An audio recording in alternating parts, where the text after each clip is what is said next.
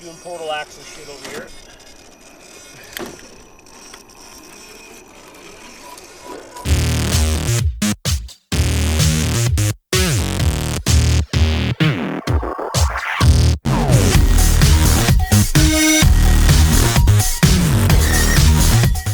Hey guys, Keith Jesse, ProNoobRC, back on the bench. Tonight in the studio we have the newest release from Axial and Horizon Hobby. It is the AXIAL SCX10 3.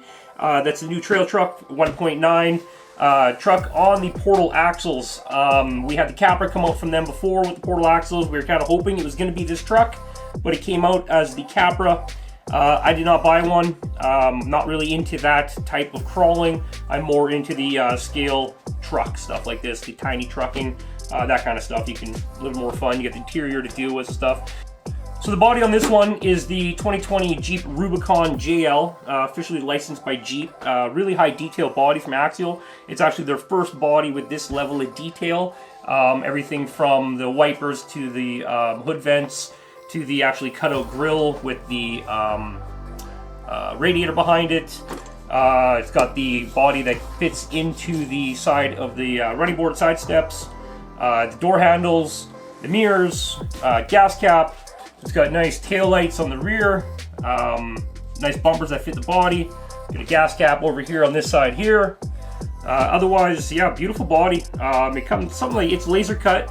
You don't have to cut anything out. It's got about 50 plus holes in it. Everything fits in nice.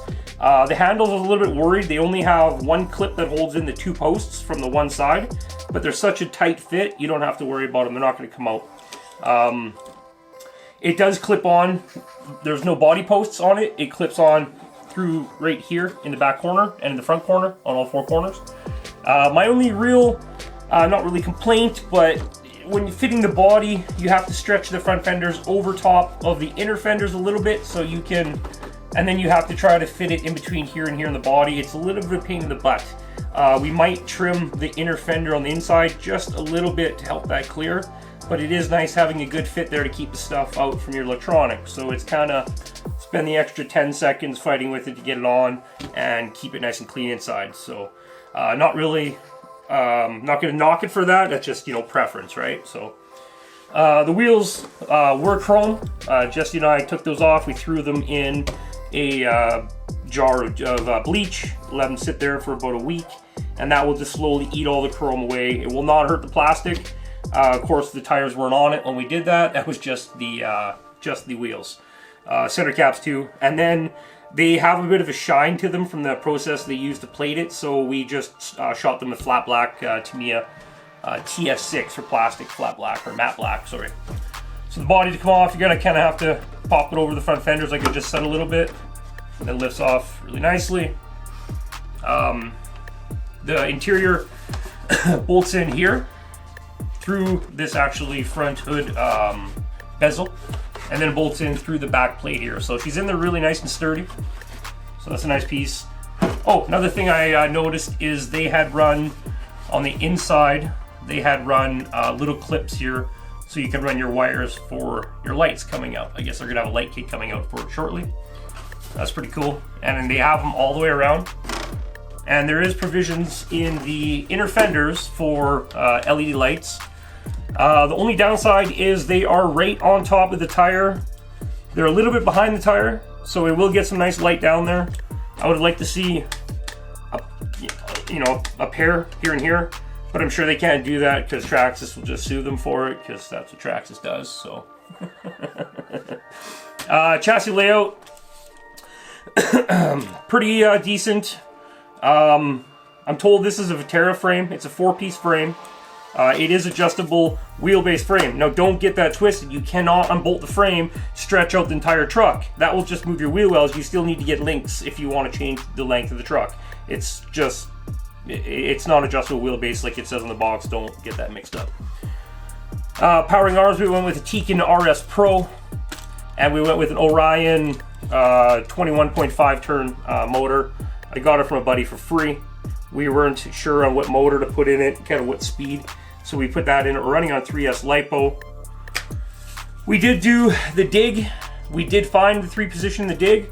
I'll go over that in the manual right after this. So you can have 4-wheel drive, you can have freewheel to the rear. So it's freewheel, or you can have lock. Well, lock. I don't want to force my little servo, but lock. 2-speed transmission. 2-speed in the transmission was let down, if you ask me. I do have, I've got a dozen SCX10s. I've got 6 or 7 TRX4s. The 2-speed in the TRX4 is a big difference. You can click it in high, you can do donuts, you can go jump stuff, you can have some fun in high gear. You can set it and hammer through a mud hole. You can't tell the difference between this truck when it's in first and second gear. There's such a slight difference that it actually reminds me exactly the 2-speed transmission I put in the Vitara. It was a big project to get it done because we had to take 2 twin hammer transmission parts in the Vitara and make it all work. In the end, it was a 5% increase between the gears, much like this. So if you're planning on doing the 2-speed, I would recommend not doing the 2-speed, lock it out in first gear and just roll with that. Save yourself the money for the servo and the extra channel needed on the receiver. So there is no place to mount a winch in the front of the truck. Traxxas unfortunately did not have a spot on the front of their truck either to mount a winch. SCX10-2 had a position right here to mount another winch to run a winch servo with a nice routing that came out on the front. They somehow lost that, which you think would be super important kind of where we are in the hobby. So that's one thing I'd like to see. Somebody will come up with a mount that's going to fit right here. That's going to mount the servo. That's just going to happen right away. But I would have liked to see that out of the gate from both Traxxas and Axial at this point, actually. So, okay, so coming around to the front and the underside of the truck here, we got the AR45 axles. These are the offset pumpkin portal axles from Axial. They actually have a little bit more ground clearance than the TRX4, and they have a little bit more clearance in the TRX4 right in here. Also, they're a lot smaller than the TRX4, and I don't think they'll take the same amount of abuse as a TRX4. They look quite a bit like thinner around the screw mounts, and there's a lot more torque with the portals. We'll see how that holds up over time, but otherwise, yeah, pretty nice axle from them. The offset pumpkin's nice. That they finally got that together. With the offset pumpkin, they could have got this motor sitting a little bit lower, kind of more like the Vanquish VFD style. Get it right down in there low so the pumpkin tucks up right beside the motor, but we're not going to knock that. That's pretty decent. At least it is a front mount motor with a super low transmission to the middle. It allows for full interior. You guys are going to throw all types of bodies on here. The shocks are absolutely amazing. They feel like I used to race Lossy vehicles. They feel a lot like a Lossy product. They're just buttery. Love them. They don't feel like any of my other Axial shocks, which feel rigid. You push down and it just goes straight to the deck, right? So, yeah. So we've just pretty much got the motor detail to put on it. Jesse just finished painting that for me. We're gonna get that thrown on it, and yeah. Okay, so we just got the engine detail to put on it, really, to wrap this up, and we're gonna go jump into the manual, show you a couple things that we found in there that were not really errors, not really negative points, but a lot of small mistakes that will slow you down on the build and could screw you up if you're not a seasoned builder. So stay tuned for that, check that out. There'll be some running footage of this thing doing portal truck stuff, which is actually, as far as I'm concerned, this is the best Axial SCX10 to date. But there's a lot of stiff competition right now out there. There's a lot of other trucks that are sitting on portals, and yeah, it's going to be fun. We're going to get out there. We're going to run up the TRX4 as soon as this next blizzard rolls through. And we're going to put it up against the TRX4 G500 Mercedes. The only difference on the Mercedes is we got rid of the stock tires and upgraded them because, let's face it, those are not going to be a fair comparison to have on a truck. So we put a set of upgraded tires on it, so they're going to be somewhat comparable to this. And we're going to go out and run that. And we're going to see which one does better. I have a funny feeling that they're going to be very, very close. Stay tuned for the things. Okay, so now that we took a look at the truck, I just want to go over a couple pointers in the manual. Not a negative at all, just a couple things we noticed going through it that were inaccurate and took us a little bit of time on the build. And a couple pointers. Like I said before the description, these are the new AR45 axles with the 6-bolt locker, which is nice. Of course, thread lock that. The bearings on the end come open. They're not a rubber sealed or a metal shield bearing, so they give you a little bit of grease in the kit. So throw a little bit of grease in there and just kind of work it into your hand like you would on a car. Pack that in there, a little bit of grease. It goes a long way. These housings for the portals, they're marked 1 right there on the bottom, and 2 for 1 for the front, 2 for the rear. They have a little bit of extra webbing on the top right there for just a little bit extra support. So 1 for the front, 2 for the rear. Just watch for that. You don't want the will fit backwards. You don't want to do that. Everything's straightforward here. Pretty simple. Don't over tighten the screws that come through the back of the case. You want to just bring that down so the plastic is nice and closed, not pinched and mashed up at all anywhere. I made the mistake because, force of habit, I just built a head. Inside the end of this axle tube for the rear axle, there is space to put a bearing. I put a bearing in there and then nothing else would fit when I went to put it together, and I was 2 bearings short. I kind of backtracked to this page and went, oh, my bad. The shocks of the kit are absolutely amazing. These are obviously a new shock by Horizon, and they have a nice bleeder cap screw on the top. Put them together, bleed them out, push them down, put the screw in, done. Beautiful shocks. Nothing on there. Transmission, super straightforward. There's this section here, they talk about 2 sets of gearings. Don't worry, they only give you this set of gearing with the kit. This set will come later on with the non-portal axle version, like they say right there, which we're only assuming is going to be the RTR. Once again, when you're assembling the transmission, just don't over tighten everything. Grease everything with the black grease they supply in the kit. They give you tons.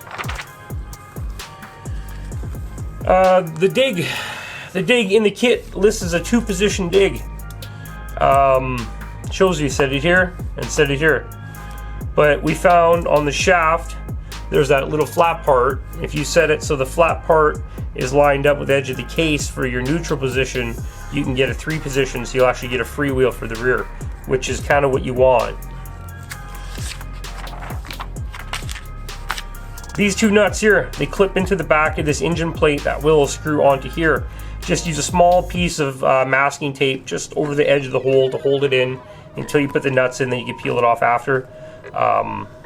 Because they can fall off once you're messing around with it, and you won't put that cap on for a few steps later, so just tape that off.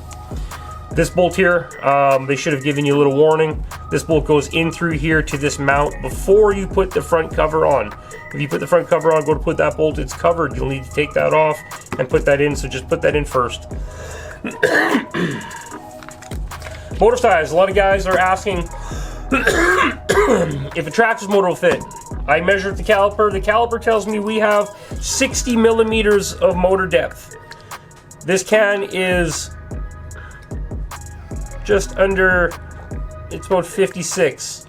But we need overall for this motor to fit everything in, we need 65, and I don't think it's going to fit. It's a little bit too long on the end.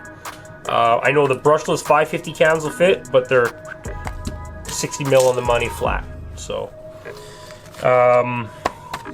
covers that. Motor, if you guys are wondering what motor to put in it, 27 turn, 30 turn, even some 35. I'm running 21.5 Orion brushless, just for the simple fact I got it from a buddy for free. I didn't know what brushed motor to put in it. Now it's kind of come out to in around that range, works good. Link assembly, all pretty straightforward. Just watch which way the lines are cut in there for your left hand versus right hand assembly. This link here is your front upper link. This one will screw you up because like you can lay your link on there and it will match up to show you that it's a 95 millimeter link when you lay it on there, so you separate them all out that way as you build them. You lay this one on here, it will not fit. This drawing is only 64 millimeters, but it is tagged as 68 millimeters. So you'll scratch your head and wonder if something's wrong for a while until you actually go out and get a caliper and measure it. And it says 68 here, which is not, which is 64. So you'll need to measure that onto your link and it'll add up. So that screwed me up for a little bit, not gonna lie. Drive shaft assembly. It says here 1, 3, 2. It's actually 1, 3, 1. Because if you put the 1, 3, and 2, you'll have a rear assembly here for the front. It won't fit. You'll be wondering what's going on.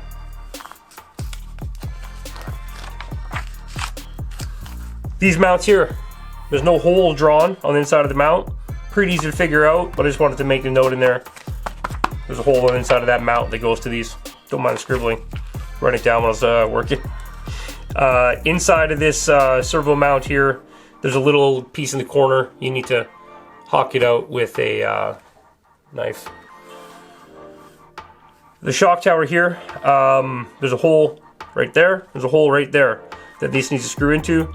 You need to tap those holes with a 3mm tap before you put it in. Or you can heat up the screw a very little bit and then slowly work it in. Don't force it, you'll strip it. They give you another one of these in the parts bag, but these holes here on all the shock towers did not line up nicely with the frame. That was a bit of a wrestling match to get those in.